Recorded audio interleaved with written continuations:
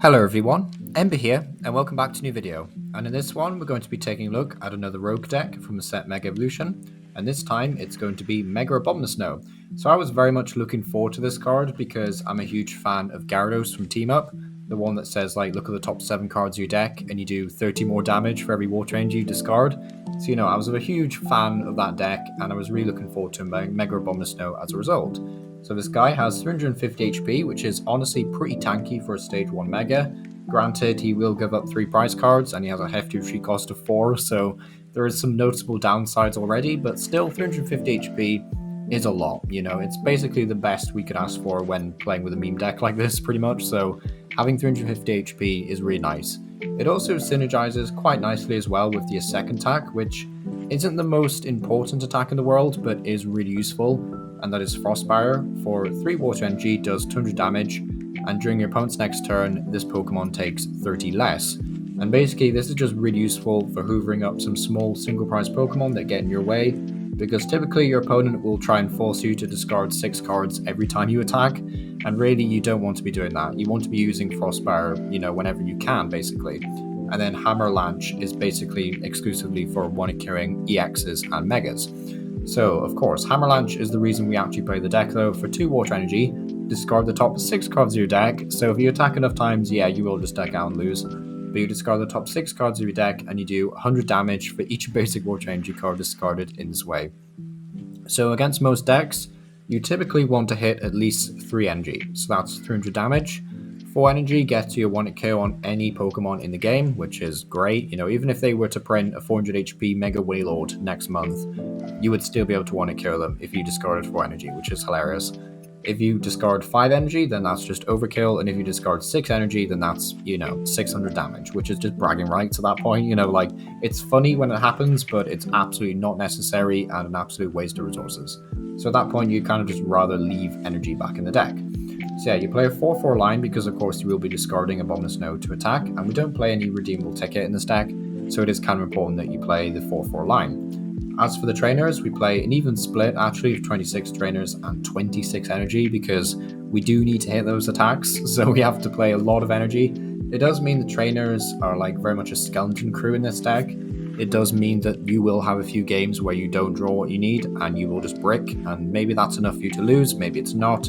Sometimes you can get back into the game, but yeah, to be honest, this deck is a rogue deck for a reason. It's not winning any regionals anytime soon, I don't think. It's just a wee bit too inconsistent. Maybe when we get the supporter Dawn next set that lets you search your deck for a basic, a stage 1, and a stage 2 might actually be quite useful for this because it just guarantees a stage 1 and a basic. But other than that, I don't think this deck is going to get some crazy upgrades anytime soon. But yeah, as for the trainers, we played 2 copies of Mega Signal, just because we will be able to use Arven for this, as well as be able to use Secret Box for this, so Mega Signal just makes sense over Ultra Ball. Ultra Ball is just not necessary whatsoever. Secret Box is the ace spec of choice. Honestly, there's plenty of great ace specs with this deck. Maximum Belt honestly isn't that bad, because if you discard 3 energy and you do 300 damage, that's often a bit short for some of the stage 2 EXs, so having Maximum Belt is not bad either. Plus you can Arven for Maximum Belt. But I went with Secret Box. This was a list from Japan, by the way. Basically, Secret Box lets you discard 3 other cards from your hand, which are typically just going to be energy that fills up your hand regardless. And you get to search your deck for an item card, a tool card, a support card for next turn, and a stadium card.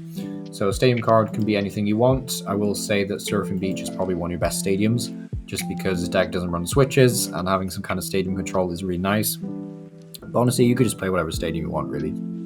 It's not like super important, I wouldn't say. Also noteworthy is 2 copies of Cyrano actually in this deck. Search your deck for up to 3 Pokemon EX revealed and put them into your hand.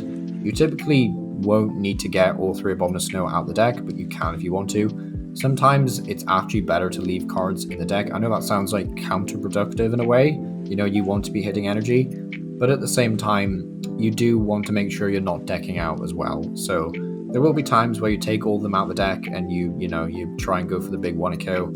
But there will be other times where you actually try and leave a few cards in deck, just so you're not discarding maybe other resources like Boss's Orders, for example, which is kind of important for this deck. And it's kind of why, if there was room, you'd put things like Palpad in the deck, but there's just no room. There's no room for anything else.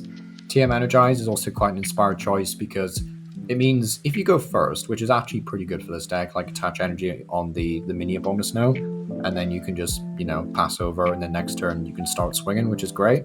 But other times, if you just go second, there's a chance you'll be able to get Arven or Pokégear or Secret Box even, and then use Turbo Energize, and then that gets you 3 energy in play, right? So 1 energy on your active guy, and then 2 energy on the bench one, and that sets you up really nicely moving forward. You're not just hoping your opponent doesn't just like want to KO your snow guy, you know, Snover, turn 2, and then you're just kind of like out of the game and you can't get back into it. So I think Turbo Energize is actually a really nice shout for this deck, so pretty cool. And then 2 Lilies just to get some shovel draw power in here.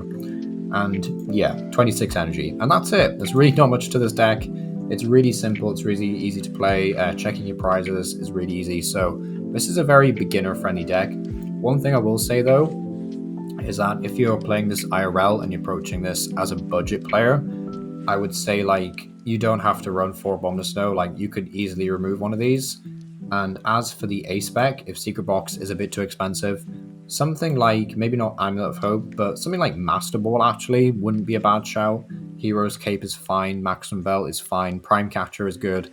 Like literally any A spec really that's not ultra specific, I think is pretty good. Like Amulet of Hope doesn't crop up enough because like that relies on something getting knocked out. Your Abomasnow has 3 prizes on attached to it, so like that's not really going to happen. Again, more specific A specs won't be good for you, but typically this is actually quite an easy deck to put together for cheaps. Like if you can get Abomasnows for like less than $10 or something, then yeah, it could be a very cheap deck to put together. So I quite like that aspect of it. Of course, it is very fun to play as well. It's very funny when it goes right, very funny when it goes wrong as well. But, you know, sadly, it is very luck-based, so I wouldn't recommend taking this to, like, Elite Cup or something. But, you know, still a very fun deck at the end of the day. So yeah, let me know what you think about Abomasnow down below. Hopefully you've been convinced to try to go, you know, try it out if you haven't already done it. But, yeah, thank you for watching. So this can also sometimes happen when you're playing Abomasnow, unfortunately. Now, I could have used Nest Balls, to be fair, and find more Snover out the deck. But the thing is, Bulbasaur can just use Bind Down, and they could also boss stall one, so I figured it would just be a bit more beneficial to leave an energy on Snover. But I'm also going to see what that energy does. I think that could be Spike Energy though. Yeah, Spike Energy, okay. Fortunately, we do top deck another energy, so I'm just going to go ahead and use Nest Ball for another Snover, and then we'll attach energy down there. And then at that point, we can just pass. We don't need to attack, we don't need to take the chip damage. We just want them to do all the work for us, so no point in attacking now. Yeah, Venusaur is kind of straightforward. Like, all we need to do is discard, well, 4 energy off the top of our deck, which is easier said than done, but, you know, we'll see how it goes. So my opponent commits a 3rd energy to Bulbasaur, and this still doesn't evolve, which is really funny, so I'm really hoping I can top deck something usable here. That's Pokégear. You know what? We'll get one of these out of the deck, just so we have better odds with gear. And okay, that will do it, actually. If we can discard enough energy, we can actually do it. Okay, Arven. Signal, I guess. Energize. Although... okay, yeah, fair enough. We should just get the Secret Box then. I think that makes a bit more sense. Yeah, we'll do this. And then we'll discard these cards. We will go get a Lee's Determination, I guess. Mega Signal, because we need it. Energize and Artazon. We don't need Artazon. Bit of a dead card at this point. But we can Mega Signal. Get one of our Abomasnows out. And we do have another energy, so it's quite important that we attach the active spot. And then we can just hope we hit 1 energy. Okay, we hit 4. Never mind. I'm kind of bothered that we deck out, actually, before we can take all the prizes, but we'll see. At the very least, next turn, we will be able to use a 2nd attack. So it's not as if we're, like, wasting resources knocking out single prize Pokemon. So, like, we can just use Frost Barrier, which is cool. I like Frost Barrier. I like that Frost Barrier is also, like, not a bad attack either. Like, 200 flat, minus 30 is quite nice. Okay, so, yeah. Yeah, that's what I thought would happen. Fair enough. We could TM Energized, actually. Or, yeah, they're just going to bind down. Great. I think I'll just keep attaching to Snover, actually. And then Lillie when I absolutely have to. Yeah, and then we'll just beat. Yeah, we should be good to do this. Unfortunately, even with Icy Snow, we still have to attack twice, so I'm going to Lillie next turn, just to see if I can get a... Abomasnow. So there's Shuckle with the weird Monkey Dory-esque ability, but not as good. So there's another bind down. That's fine.